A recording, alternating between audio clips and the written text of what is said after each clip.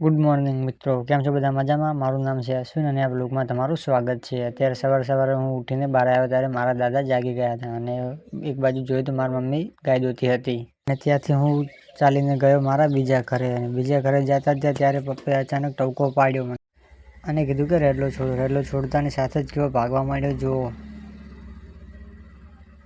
ગાય દોઈને તરત જ mummy papa ભેંસ દોવા મળ્યા. હું ઊભો વિચાર કરતો હતો કારણ કે મને દોતા આવડતું નહોતું. તમને આવડતું તો મિત્રો કમેન્ટમાં જરૂર જણાવજો. ને પાછું હું આવી ગયો ઘરમાં અને ઘરમાં પહેલાં મેં ખોલ્યું કમાડ ખોલતા જ હતું અંધારું અને મેં પછી ચાલુ કરી લાઇટ ને હું આવ્યો બારે હું લીધું બ્રશ ઉલ્યું અને કોલગેટ લઈને ગયો બ્રશ કરવા. બ્રશ કરીને આવતા મમ્મી મારા માટે ગરમ પાણી કાઢીને રાખ્યું હતું. પછી મેં પાણી રેડ્યું દોડિયામાં. ગરમ અને ઠંડુ ચેક કરીને હું બેસી ગયો નાવા. તો આપણે નાહીને તૈયાર થઈ ગયા અને ક્યાંય પણ જવું હોય તો મારું સૌથી પહેલાંનું કામ આ હોય છે, જે તમે વિડીયોમાં જોઈ શકો છો. અને ત્યાર પછી હું આવી ગયો દુકાનની ચાય લેવા માટે. તો ચાય ઉપર જુઓ મિત્રો કેટલું મસ્ત કિચન ઉપર મારું નામ લખેલું છે. અને પછી મેં લીધી બાઇકની ચાવી અને અમે નીકળી ગયા બાઇક લઈને.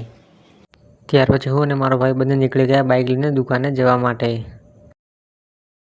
અને આ છે મારા પાલડી ગામનું સ્ટેશન, એ તમે વિડીયોમાં જોઈ શકો છો.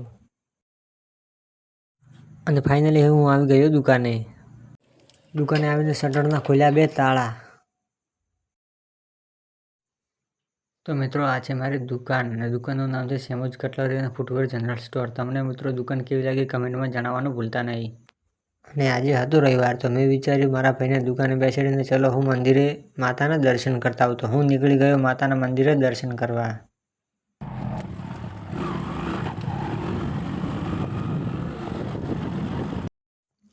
અને હું આવી ગયો માતાના મંદિરે. તો મંદિરે દીવા અગરબત્તી કરી દર્શન કરીને હું નીકળી ગયો પાછો દુકાને.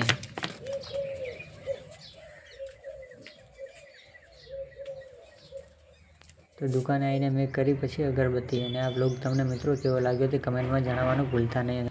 આવા બ્લોગ જોવા માટે મને ફોલો કરતા જજો.